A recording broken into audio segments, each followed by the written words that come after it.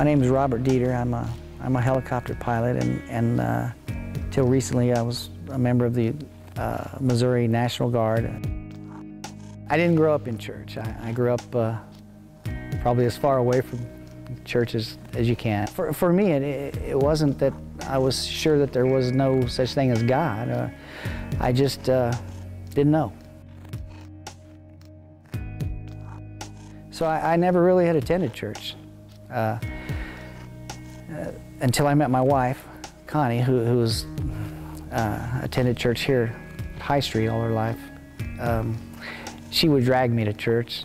There was a preacher here named Jerry Thorpe, and for some reason, of course, Connie made me go, and for some reason, it was like there was nobody in the church but Jerry Thorpe and myself.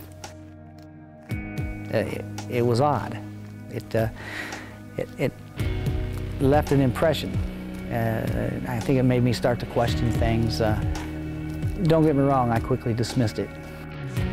In May, I was packing, getting ready to deploy to Iraq with the National Guard. I'll never forget that afternoon, at the evening or the afternoon formation, when they dismissed us. There were two elderly gentlemen there with a stack of little Bibles.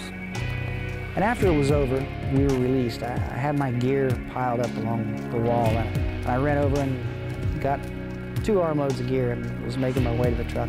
And one of these elderly gentlemen stepped in front of me with this little Bible, and he said, "Excuse me, young fella, I don't believe you got a Bible." And I said, "No, I didn't. I don't need one." But he was insistent. He was so insistent.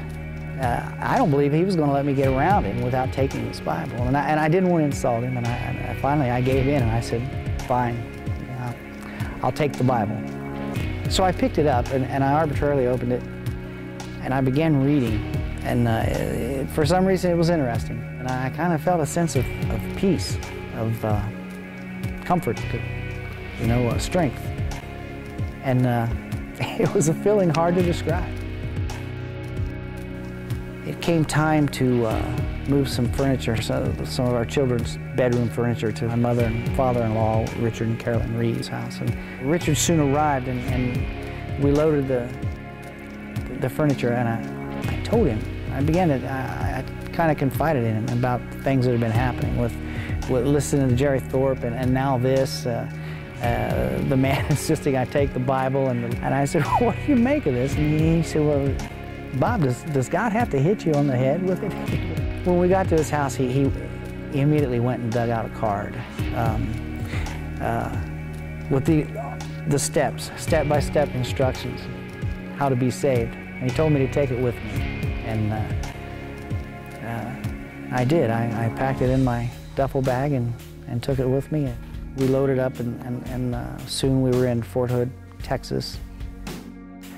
I was thrown into a company of men of faith, and I thought, is there no escaping these people?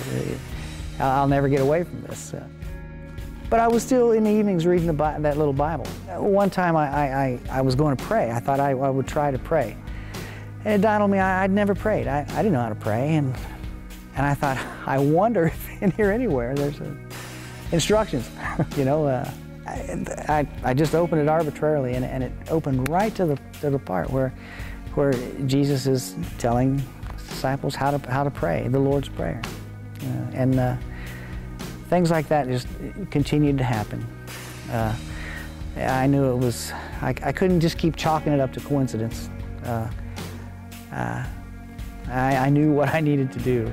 And one evening, after reading the Bible again and finding such peace and comfort, I got out. I dug out the steps, the instructions that Richard had given me, and I followed the instructions, and I prayed and asked Jesus to come into my life and be my Savior, and I was saved there in the Army barracks and in my room at Fort Hood, Texas.